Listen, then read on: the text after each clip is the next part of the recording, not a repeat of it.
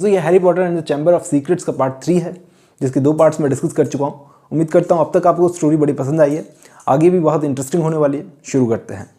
अब स्कूल में जाने के बाद हैरी, रॉन और हरमाइनी तीनों ने जब अपनी पहली क्लास खत्म की तो उसके बाद एक कॉलिन नाम का लड़का हैरी के पास भाग कर आया। वो हैरी का ऑटोग्राफ लेने आया था।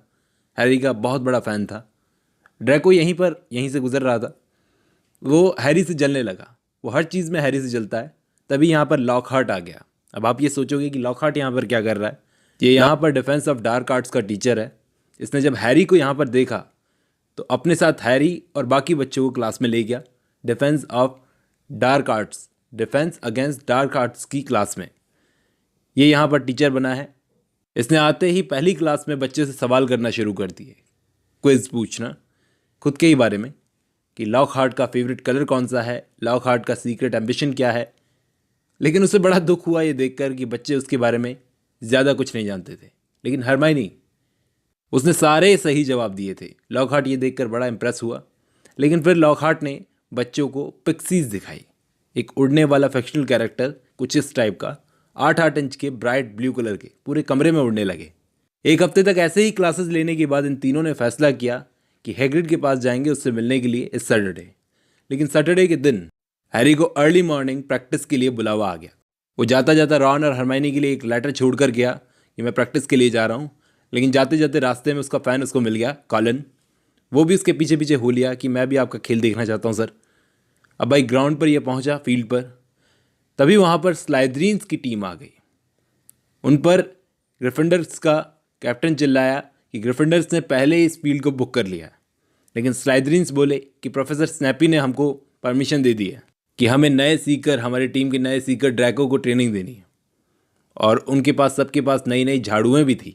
और ये नई झाड़ू उन सबको दिलाई थी ड्रैको के फादर ने। ठीक है, रॉन और हरमाइनी भी आए वहीं पर ये देखने की क्या बात हो गई, लड़ाई कैसे हो गई। लेकिन इसी बीच कहा सुनी में ड्रैको ने हरमाइनी को मड ब्लड बोल दिया। अब ये मड ब्लड का मतलब क्या होता है इन तीनों को समझ में नहीं आया। लेकिन यहाँ पर बात बहुत बिगड़ गई। ड्रैको के कहे हुए इन वर्ड्स पर पूरी ग्रिफिंडर टीम चढ़ गई ड्रैको पर और सामने वाली स्लाइदरीन टीम पर। रॉन ने अपनी छड़ी निकाल ली और मंत्र पढ़ा ड्रैको की तरफ छड़ी को करके। लेकिन उल्टा असर उसी पर हो गया और उसने खुद ही को चोट पहुंचा ली। तो स्लाइदरीन्स की पूरी टीम पेट पकड़कर हंसने लगी। उस वक्त हैरी और हरमाइनी ने रॉन को उठाया और अपने साथ हैग्रिड की झोपड़ी में ले गए। हैग्रिड की झोपड़ी में पहुंचने के बाद में इन लोगों को समझ में नहीं आया कि ड्रैको ने ये जो मड ब्लड हरमाइनी को बोला इसका मतलब क्या है। तो हैग्रिड ने इसका मतलब समझाया। दरअसल इसका मतलब होता है कोई प्योर मैजिशियंस की फैमिली का नहीं है, मतलब कि मगल्स। ड्रैको जैसे लोग समझते हैं कि इनका ब्लड जो है प्योर मैजिशियंस का है। लेकिन हैग्रिड बोला कि हरमाइनी को देख लो, ऐसा कोई भी मंत्र नहीं है जो हरमाइनी बेहतर तरीके से ना बोल सके। ये भी तो मगल्स की फैमिली की है। अब उसी शाम हैरी गया लॉकहार्ट के ऑफिस में। वहाँ पर इसने कुछ अजीब सी आवाज़ें सुनी, let me rip you, let me tear you, let me kill you, इस टाइप की। हैरी कूद कर खड़ा हुआ क्योंकि ये बड़ा अजीब था। लॉकहार्ट बोला कि मुझे तो कुछ सुनाई नहीं दे रहा। अब आधी रात होने वाली थी। लॉकहार्ट ने हैरी को जाने के लिए कहा। उसने वापस जाकर रॉन को सारी बात बताई कि वहाँ पर कुछ अजीब था, मैंने कुछ आवाज़ें सुनी। खैर इसके बाद इस हैरी ने निक नाम के किसी बिना सर वाले घोस्ट की मदद कर दी। बदले में उस घोस्ट ने हैरी को किसी पार्टी में इनवाइट किया, डेथ डे पार्टी। इस टाइप की पार्टी में इनवाइट किया। ये तीनों जने जा रहे थे। लेकिन इस पार्टी में बहुत ही रेयरली लिविंग लोगों को इनवाइट किया जाता था, जिनमें ये तीनों थे, हैरी, रॉन और हरमाइनी। घोस्ट पार्टी में ये लोग इसी चीज़ को लेकर एक्साइटेड भी थे। ये लोग पार्टी में गए तो वहाँ पर देखा भूत ही भूत।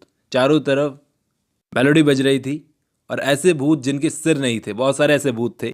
उन भूतों ने हेड हॉकी खेलना शुरू कर दिया। अब थोड़ी देर पार्टी में रहने के बाद जब वो जाने लगे, बहुत ठंड सी लग रही थी और बहुत भूखे भी थे। जैसे ही वो जाने लगे तो हैरी को फिर से वो आवाज़ सुनाई दी जो लॉकहार्ट के रूम में उसने सुनी थी, let me rip you, let me tear you, let me kill you. उसने सुनने की कोशिश की। वो चारों तरफ देखने लगा। वो आवाज़ उससे दूर जाती जा रही थी। रॉन और हरमाइनी को ऐसी कोई भी आवाज़ सुनाई नहीं दे रही थी। उसे लगा जैसे कोई इनविजिबल घोस्ट है। उसे चिंता हो रही थी जैसे वो आवाज़ किसी को मारने वाली है। और ये लोग उस आवाज़ का पीछा करते करते पहुंचे सेकंड फ्लोर पर। और वहाँ पर जाकर इन्होंने देखा एक मैसेज मिला इनको जिसमें लिखा था the chamber of secrets has been opened. Enemies of the heir beware. अब क्या मतलब है इस मैसेज का, ये हम देखेंगे नेक्स्ट पार्ट में।